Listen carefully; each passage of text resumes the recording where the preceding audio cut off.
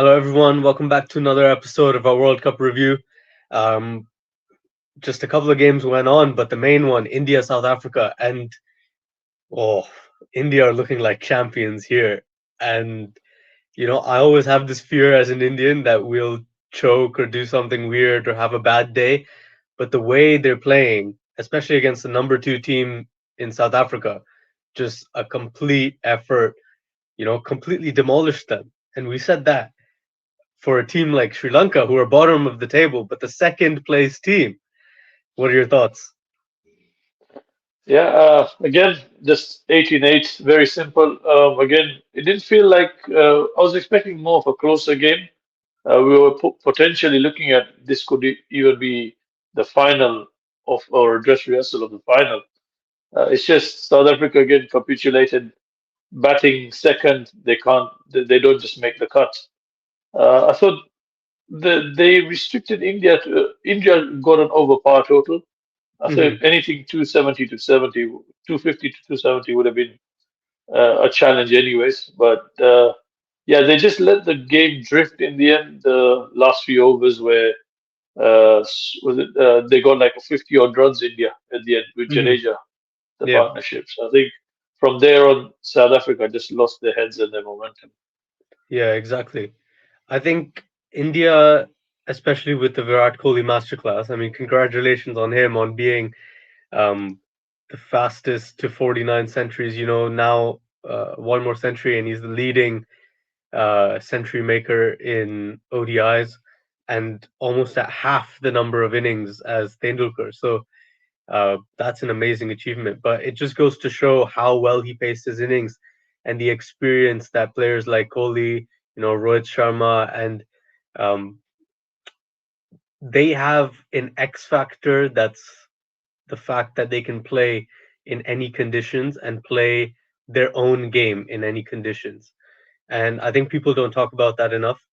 A lot of people talk about players like Klassen who can hit the ball clean or hit do this, but players like Kohli and Rohit Sharma, they are able to consistently perform no matter the conditions, no matter the opposition, no matter the situation of the game. So, I mean, that's an amazing X factor in itself, to be completely honest. Yeah, and the fact that he can read the pitch and adjust accordingly. Like you saw, the strike rate wasn't the greatest. Like it wasn't over 100 or 110. Yeah, He played most of his innings at like 80, 85, and then he caught up quite well. He just read the pitch well. I thought the way they tackled Maharaj, who South Africa bowled straight 10 overs hmm, on the bounce. I thought the yeah, Indians played him really well. And yeah, also Shresh Iyer, you got to give credit there. The way he exactly. plays spin, the way he takes it on. But I Yeah, felt what the tactic which went wrong was Tabriz Stamshi started bowling too short and hmm, on the legs of the Indian batters. yeah, So it got much easy for them to put play on the back foot. It gave them more time. So I think South exactly. African bowlers that way, Maharaj was the length was much better, fuller. Tabriz Yeah, Shamshi just trying to pull the length back. yeah, The two differences are because Maharaj is a long version bowler, like a Test cricket bowler. So that pitch required that thing to happen. But then you see like a Shamsi who's so used to a T20, he just tries to bowl flatter, quicker, yeah, and you can see the difference between the two bowlers there. yeah, definitely. I mean, Maharaj has the guile, whereas Shamsi is trying to make the batsman make a mistake, right? By just he's waiting for the batsman to make a mistake, Yeah, whereas Maharaj can induce the mistake from the batsman, and that's also representative in bowlers such as Rashid Khan. Like they're very good bowlers, but they're only good because they play in the shorter format where the batsman the batsman is has to trying make. to attack you all the time. When it comes to trying to get a mistake created out of the batsman, that's where uh, Ashwin is way better, or that's where, for example, Kuldeep has been bowling very well in this tournament, where he can still get the Jadeja. wicket even when batsmen are just trying to defend him. So that's one thing, obviously, that if we go into India's bowling, that's one thing that sets them apart is the spinners are there and they'll always keep pressure on you, even if you're defending them, you can still get out to them. It's not like other teams where you can take their spinners for four and over. and you'll get through um, and be able to then tackle the quicks. With India's spinners, they choke that middle over, and that just plays into the hand of their pacers because the pacers are so good at also choking the runs. The batsmen are always under pressure, and as a result, I think that's what's making India's bowling even more effective. Even in this game, just really tight first over by Bumrah, and Siraj picks you up in the second over for De Kock, right? And then after that, Jadeja is coming in, bowling tight, stump to stump, stump to stump, and gets one ball to spin past Bavuma's outside edge, bowled, but he's always attacking. Uh, so that's one thing that sets apart kind of these Indian bowlers. Yeah, I think the cock, like we know, he just throws his hands at the ball, and Hmm. you can see the deficiency when the ball gets his inside edge. He tends to play on a lot of his dismissals have been playing on because he plays away from the body. Yeah. Regarding the Indian bowlers, like again, we speak about lengths like Kuldeep Yadav and Kholi does play the longer version in the Ranji Trophy, but someone like a Jadeja, Test match length again, he's relentless. He just keeps that ball. The way he Yeah. uses the angles as well, he uses Mhm. the wide angle, brings that ball in. Again, he has a good arm ball.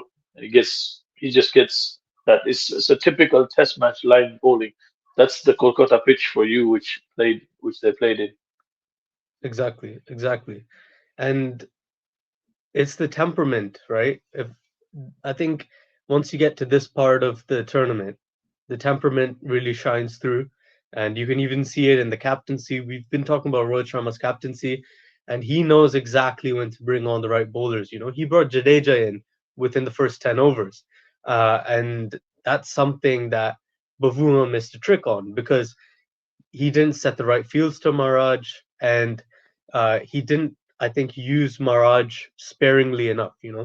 Jadeja was brought in, got a quick wicket, continued for a little bit, but then was taken off. Like Rohit Sharma is way better at using his bowlers at the right time, you know, allowing them to pick wickets at the right time and allowing them to put pressure on the batsman and at the right time. So the whole complete package of the captaincy is also what's benefiting India, and the temperament of their batting, their bowling. They always know they're in the game, and that showed in the lack of temperament with South Africa, where even when De Kock and Bavuma got out, the rest of the batsmen, they could have started to take singles, take the game deep. But, you know, Markram gets out, kind of poking at one outside off. Klassen gets out, playing a really bad sweep shot when the ball wasn't necessarily there. Van der Dussen got a good ball, but it's just examples of these where they're giving their wickets away when they could be like how India played, which is get back into the game, take singles and then attack, take the calculated risks like Iyer and Kohli were doing. Yeah, I think also we spoke about Jadeja as well. Like I think teams will have to adopt another strategy, like maybe send in another left-hander at the top of the order. Because when you have two right-handers, what's happening is the ball he's just eating the right-hander up. Yeah, The ball yeah. turning away. So I think And it's also the strategies. pace that he Yeah, bowls at, which yeah, is, he gets through, and not the pace, I mean the ball's pace. I mean how he gets through the balls and is over. yeah. Within 30 Like minutes of Jadeja bowling, he's bowled like 7, 8 overs, and it's just like a blink of an eye, and suddenly you're like, oh, there's 10 overs less of this innings that we can score runs off of. So, um, that's one thing that Jadeja is an underrated cricketer in that sense. His fielding, obviously great. His batting, he showed that he can kind of at the hit back end. those runs lower down the order, which is a big bonus. And India looked good for the semifinals. They have their semifinal in Mumbai. I think it's locked. So, Yeah, if Pakistan win, it goes to Kolkata. If okay. Pakistan make it through. Yeah. If Pakistan make it through. So, I mean, both those venues uh, have been shown to be good for the quicks. India's bowlers extracting movement in Mumbai with the bouncy wicket, and then Kolkata. Kolkata is always a seaming wicket. So I think both venues good for India's chances, and just by the strength of their bowling and the number of batsmen that seem to be in form, I think India has a very good chance of winning that semi-final, moving on to the finals in a very comfortable position.